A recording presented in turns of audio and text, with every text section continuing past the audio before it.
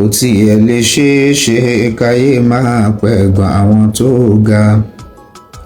Kò tiẹ̀ lè ṣeé ṣe káyé máa pẹ̀gàn àwọn tó ga.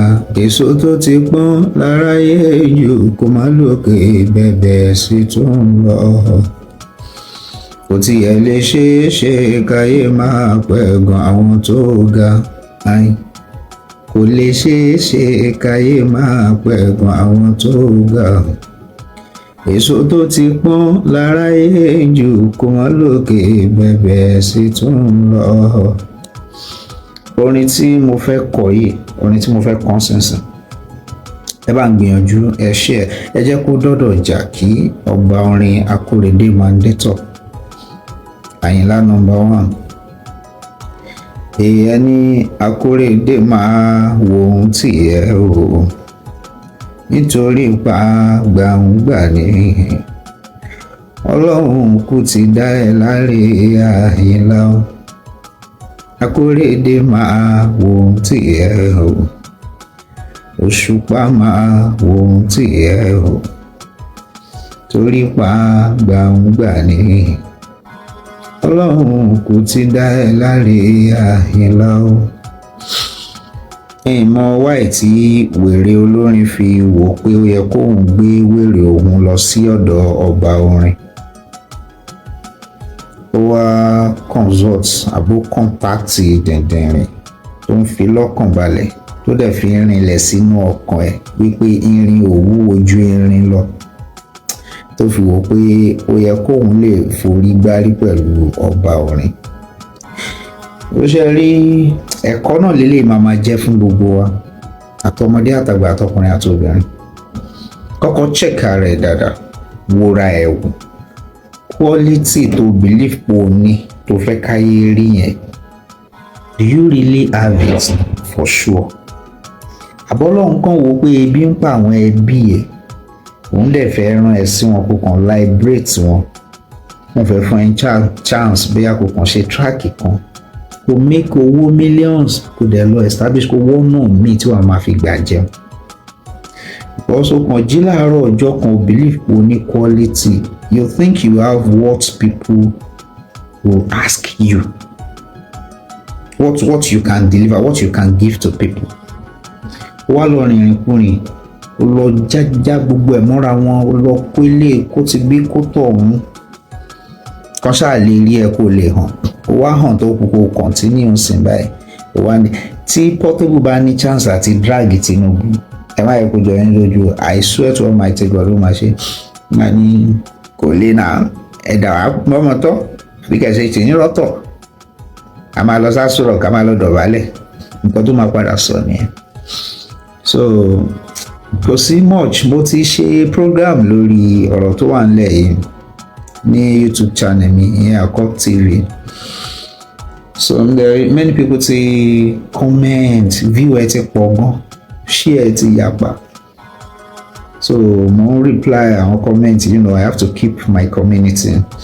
So ẹnìkan ha comment wípé tọ́wọ́ Osupa bá ba ọbẹ̀ tó pọ̀ tiẹ̀ fún níbi blow méjì, àmọ́ àwọn pé this is kinda ridiculous. It's like kò kàn sọ fún aláyé pé kán lọ fọwọ́ kó jams. On a serious note, I sọ fún wọn kán lọ máa fọwọ́ wọn náà Portable like wọ́n máa sọ bẹ́ẹ̀ mọ́. So that is that about that.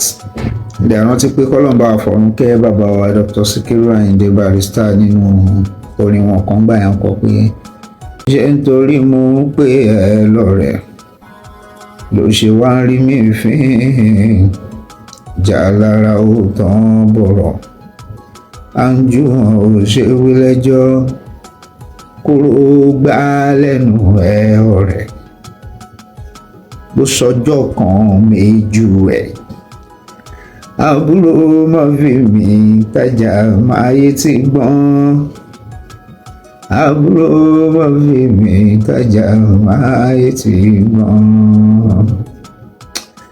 Ẹ wo gbogbo nǹkan tí ò bá ti lọ fàáfàá ẹ má yẹ ká máa fà á já, kò sí much lórí ọ̀rọ̀ ẹ̀, ẹja mẹ́nu kúrò ń bẹ̀, ẹja mẹ́nu.